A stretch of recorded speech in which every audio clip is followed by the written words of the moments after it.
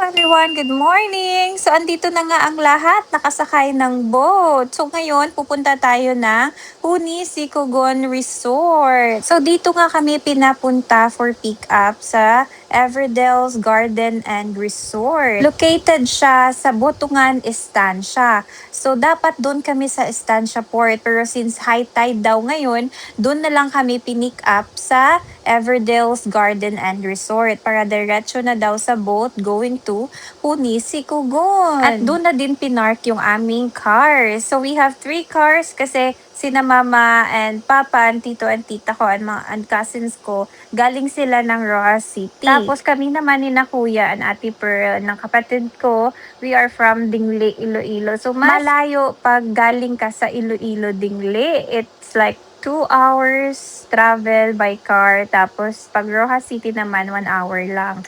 So, nandito na nga kami sa resort, Huni Sikogon. Ang ganda dito. Andito kami sa reception nila. So, nag-offer sila ng welcome drink. And, ayan, nag-rest-rest lang ng konti. Tapos, andito na kami sa aming room. Super mabilis lang yung transaction. Ang ganda nga ng pa-view namin. So, nandito kami sa taas kasi 2-story building sila. Akala ko nga yung nabook ko is yung sa baba. Kasi yung baba, direct ka na lolabas papunta ng pool. But then I forgot, hindi ko siya na-specify sa kanila na gusto namin yung family room sa baba. I did not know na family room din pala yung taas. So ito nga yung room namin. Okay na lang din na nandito kami sa taas kasi okay naman. Makikita talaga namin yung view papunta dun sa beach. Share nga kami dito ng mga kapatid ko sa room na to kasi pwede siya for 4 adults. So 4 adults and 2 kids kami sa room na to. And meron siyang double bed and 2 twin beds. So pinagdikit lang namin yung dalawang twin bed para kasya kaming dalawa ng kapatid ko and the kids. Si Kai nga hindi mo na talaga mapigilan sa paglalakad. So naglalakad-lakad na siya dito. At ang bilis-bilis na din mag-crawl. Hindi mo na talaga siya mapipigilan. Si Ate Mia gustong-gusto na din mag-swimming dito. Inayos nga lang namin yung mga gamit namin dito at bumaba na din kami para kumain na lunch. Hindi pa kami nakakain, guys. Ayan nga, at kinukulit na ako ni Ate Mia. Gusto niya na talaga mag-swimming. Sabi ko nga, pagkatapos ng lunch, pwede ka na mag-swimming. And ito si Kai Kai, naka-open na ng fridge. Ayan, nagbihis na talaga siya ng pang-swimming kasi nga sabi ko after lunch, pwede na siya mag-swimming. So, ito pala yung dining nila. All day dining sila dito. So, nagbumaba na din kami para kumain na lunch. At nag-order lang ako ng carbonara para sa aming tatlo. Mabuti na lang din at carbonara lang yung in-order ko. Medyo malaki yung serving nila at medyo maalat din yung carbonara actually. And dalawang table nga kami dyan kasi hindi magkasya. Ang dami namin. Nakatulog nga din si Kai. Pinatulog ko siya after lunch at si Mia, ayun, nagpimilit na mag-swimming kasama si Lexi.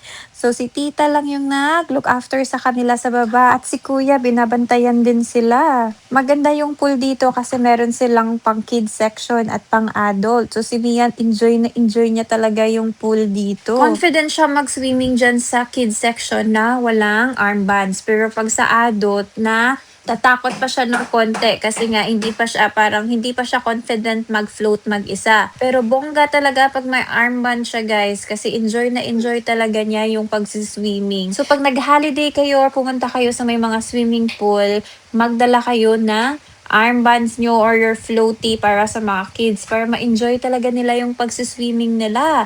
At nagising na nga dito si Kai. So naglaro-laro lang siya sa room ng konti at hindi na din kasi siya papigil.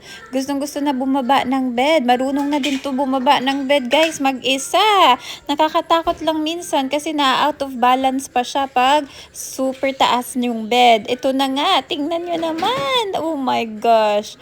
So ayan, happy-happy yan siya pag nakakababa siya ng bed mag-isa. Naglaro-laro lang nga lang siya ng konti dito. Tapos binihisan ko na din ng pang-swimming para maka-join na din doon sa atin niya sa baba.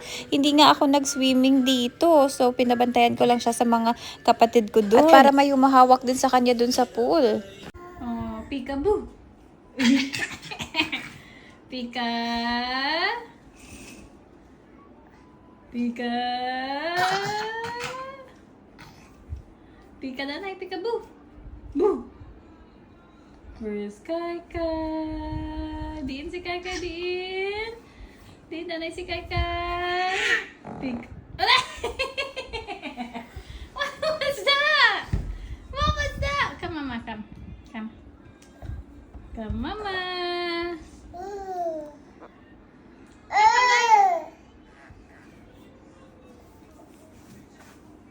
Oopsie.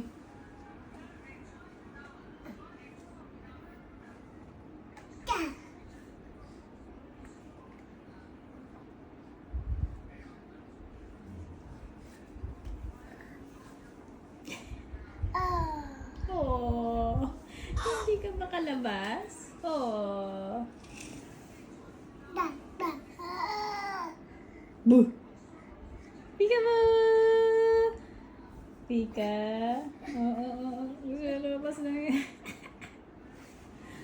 Gusto lumabas? Hindi makalabas? Isa. Mama! Naisa? Sinabong ko. Iyan ko sa ano, dali.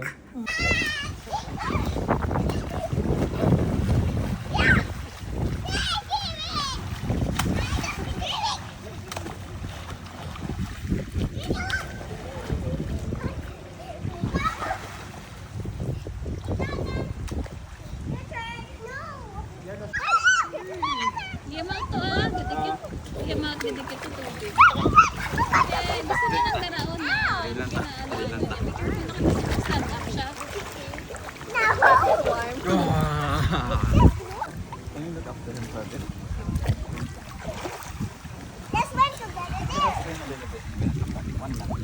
Yay!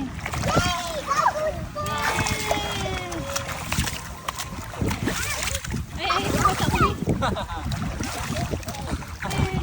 It's okay here though. You can swim there.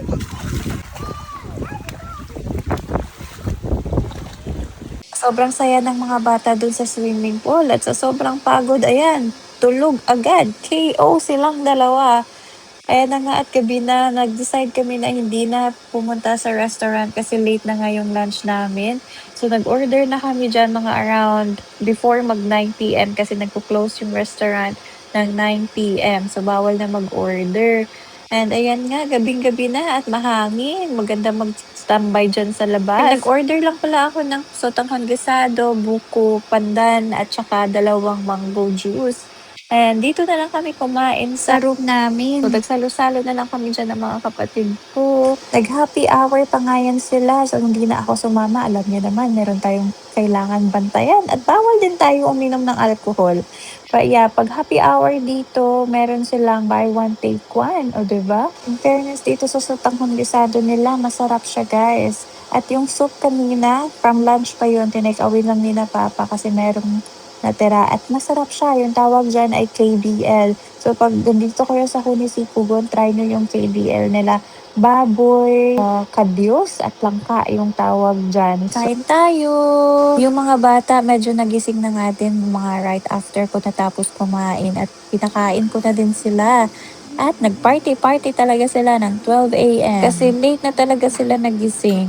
O siya, hanggang dito na lang. Maraming salamat sa panonood. Bye!